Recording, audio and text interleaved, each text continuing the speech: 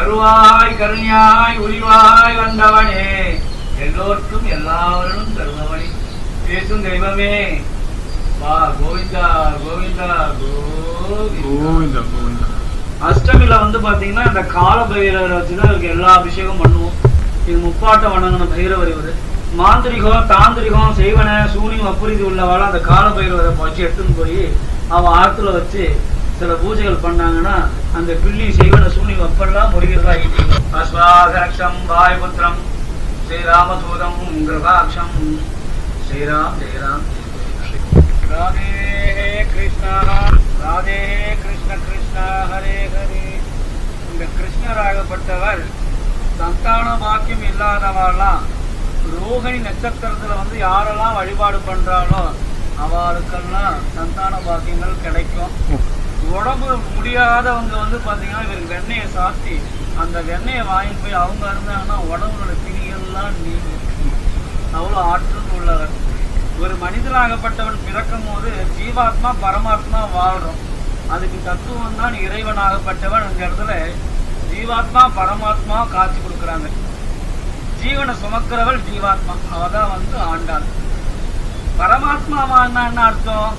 பறவை போல பறந்து போய் தன் குடும்பத்து கோசம் சம்பாஷணத்துக்கு கொடுக்குறானோ இல்லையோ அவன் தான் பரமாத்மா. அதே மாதிரி ஏன் நெத்தியில திருமண்ணியம் வச்சிருக்கான்னா எல்லாம் ஒரு நாள் எல்லாமே நம்ம என்ன ஆக போறோம், மண்ணோட பக்குவங்கள்லாம் ஆக போறோம். திருமண்ணியம் வைக்கிறோனும் சரி, நமக்குள்ள உயர்வு தாழ்வுகள் இருக்கப்படாது. அதே மாதிரி தான் என்ற அகந்தை வரக்கூடாது. அதனாலதான் பகவான் பாத்தீங்கன்னா நமக்கு இந்த மாதிரி சின்னங்களை கொடுக்குற. அதனாலதான் நமக்குள்ள 1000 வசதி வாய்ப்புகள் இருந்தாலும் மனிதனுக்குள்ள ஒழுக்கங்களும் பணிவுகளும் இருந்தால் கிருஷ்ணரே கண்ணனாய் நமக்கு அவதரிக்கிறார். யார் ஒருத்தவன் தாயும் தந்தையும் வணங்குறானோ அவன்கிட்ட பரிபூர்ணமா கிருஷ்ணர் போறார். அவர் வணங்குறார் அவங்கள. இவரோட நாமத்தை உட்கார்ந்துட்டு பாடலாம், படுத்துட்டு பாடலாம், நின்னுண்டு பாடலாம், ஆடிண்டு பாடலாம், எல்லா விஷயங்களையும் இவன் நாமத்தை சொல்லினே பாடலாம்.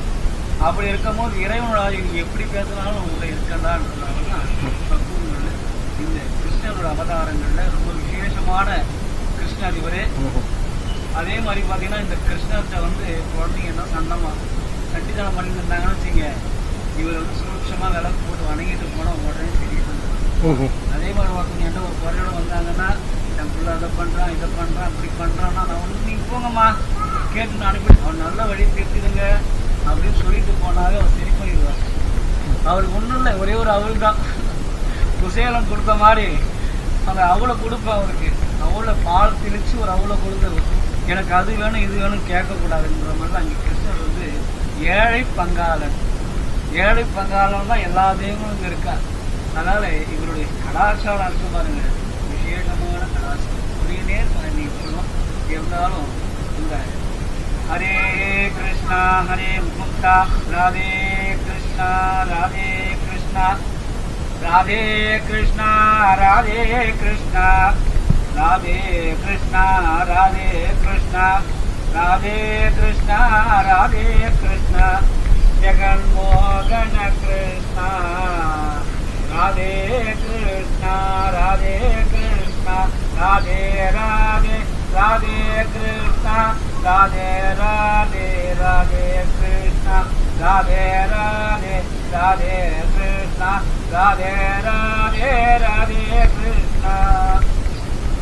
ஒரு தாய் வயத்தில் உதித்து ஒரு தாயின் வயத்தில் வளர்ந்தவன், அடியார்கள் வினை தீர்ப்பவன், ஏழை பங்காளன், கோகுல நந்தனவன், கோபால கிருஷ்ணனவன், கோபிய பிரியனவன், கோவிந்தன் நாமம் சொல்லுங்கள். அயக்கிரிகள் தெற்கு முகமா இருக்கார். சரஸ்வதிக்கெல்லாம் குரு இவர் தான். நம்மளும் எவ்வளவு கத்துக்க வேண்டியது இருக்கு, படிக்க வேண்டியது இருக்கு. படிப்போட பக்கங்கள நம்மளோட ஆதிக்கங்கள்ல இந்த குரு இருந்தா ஒழுக்கங்களும் நாணங்களும் உண்டாகும். தாய் தந்தை என்ன கொடுக்க முடியும்? பாசத்தை கொடுப்பா, சாப்பாடை கொடுப்பா, துணிமணி கொடுப்பா, படுக்க இடம் கொடுப்பா. கல்வி என்பது யாரு கொடுக்க முடியும்? சரஸ்வதி. இந்த கடலூர்ல திருவனந்தபுரத்துல மலை மேல இருக்காரு அவர் தானே? இங்க தனிமையில இருக்கா, அவங்க ஜோடியோட இருக்கா. இங்க ரெண்டுமே தனிமையில இருக்கிறதால ரொம்ப ஆற்றல். நம்ம முப்பாட்டை அந்த ஸ்கூலுக்கு இடம் கொடுத்தாங்க, கவர்மெண்ட் ஹை ஸ்கூல். அதனுடைய தாத்தாவோட ஜெகநாத சுவாமியோட இடம் ராமோட சுவாமியோட ஜீவ சமாதி தான் சகல ஐஸ்வர்யம் கொடுத்தாங்க. அயக்கிரிவாயை நம்ம தாயாரோட திருவடி. அதே மாதிரி பார்த்தீங்கன்னா நாராயணோட சக்கரம்.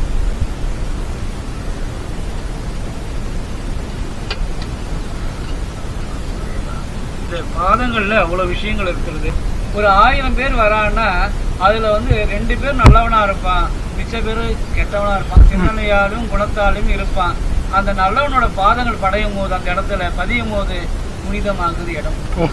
அதாவது பெரியவாக்காலில் வந்து நமஸ்காரம் பண்ற காரணம், தாய் தப்புனை வணங்குறதுக்கும் பால் தொகுப்பு வணங்குறதுக்கும், திருமணம் நடக்கும் போது பார்த்தீங்கன்னா நம்ம அவங்க பாத பூஜை பண்ற கணக்கெல்லாம் இந்து மார்க்கத்தில் ஏன் வச்சிருக்காங்கன்னா இது ஏன் பண்றாங்கன்னா அந்த பாதத்துக்கு அவ்வளோ. ஏன் நம்ம வந்து திருமணி வைக்கிறது கூட பார்த்தீங்கன்னா பகவானோட பாதம் தான் நம்ம வச்சிருக்கோம் நெத்தியில. பகவானோட திருவடி தான் இது. தான்ற மனிதனோட பக்குவங்கள் தான் அகந்தையோட பக்குவங்கள் அழியணும், நமக்குள்ள பக்தி மார்க்கம் நிலைக்கணும்னா திருநீர் பூசுவதற்கும் திருமண்யம் வைக்கிறவருக்கும் எக்குறையும் வராது. இந்த 4 மலை சுவாமி ஆகப்பட்டவர் அமர்ந்த கோலத்தில் தாயார் இல்லாத தீர்க்கும் நரசிம்மர் சகல முன்னேற்றங்களும் உருவாக்குவார். இந்த நரசிம்மர் சுவாதி நட்சத்திரத்துல எளிமையான பானகம் தான் இவருக்கு தெய்வீகத்தையுமே. சாதாரண துளி வெள்ளம் தண்ணீரை கரைத்து பானகம் வச்சு படைத்தாவே இது போதுமானது. அன்புக்கு கட்டுப்பட்டவர் இந்த நரசிம்மர். நரசிம்மரோட ஆதிக்கங்கள்ல வரலாறு படிக்கும் போது குழந்தைங்கன்னா திருப்தி, குழந்தைங்களை பாசமா பார்த்துக்குவான். அதான் இவரோட ஆதிக்கங்கள் ரொம்ப விசேஷமானவர். அங்க பார்த்தோமே மாமா அந்த நரசிம்மருக்கும் இது அது வந்து பாத்தீங்கன்னா நின்ற கோலம் தாயாரோட இருக்காரு. இவர் தனிச்சிருக்காரு.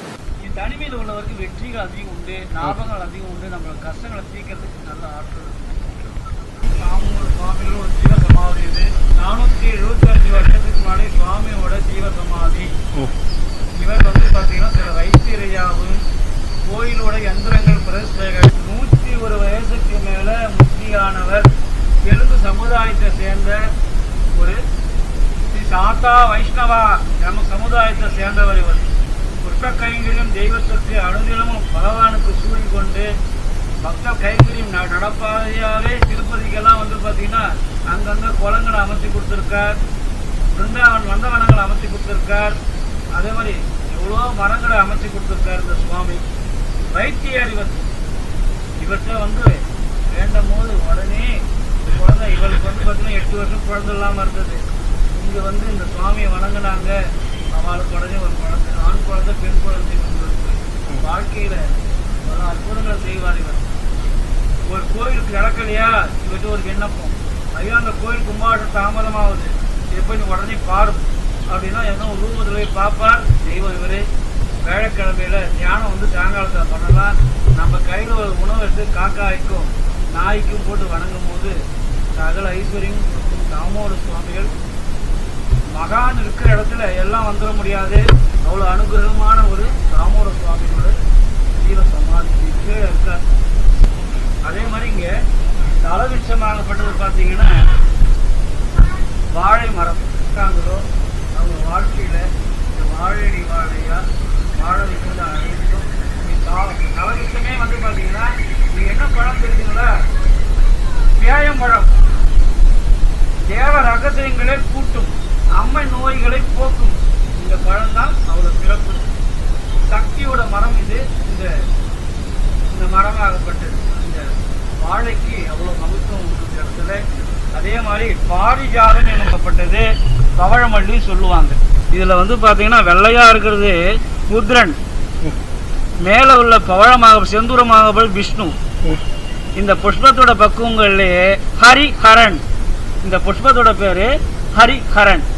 இதுல பாத்தீங்கன்னா மேல வைக்கிறது பாத்தீங்கன்னா பகவானோட செந்தூரமும், கீழே இருக்கிற புஷ்பங்களாகப்படும் பகவானோட உத்தரனோட திருநீர் பஞ்சாச்சரமும் இருக்கும். இதுல இந்த புஷ்பம் இல்லாத ஒரு கோவில் இருக்கக்கூடாது. அதாவது இந்த பவழமல்லிக்கு ஒரு சிறப்புகள் உண்டு. யாரெல்லாம் இந்த பவழ மல்லியை 108 48 கோர்த்து பிள்ளையாருக்கு போடும்போது சகலமான தோஷங்கள் நிவர்த்தி ஆகும், சகல ஐஸ்வர்யங்களையும் கொடுக்கும். இந்த மாதிரி மனங்களை நம்ம உணரவே முடியாது. அப்பால் பட்ட புஷ்பம் இந்த பவழமல்லி. அதே மாதிரி கீழே பார்த்தீங்கன்னா இந்த தர்பை தான் இந்த இடத்துல ஒரு காலத்துல தர்பமேடு. இது பேரு, இந்த இடத்தோட பேரு ரயில்வே கோட்டத்தில் தர்பமேடு. எல்லா ஐஸ்வர்யம் தர்பம் வந்து ஒரு கூட்டமான ஒரு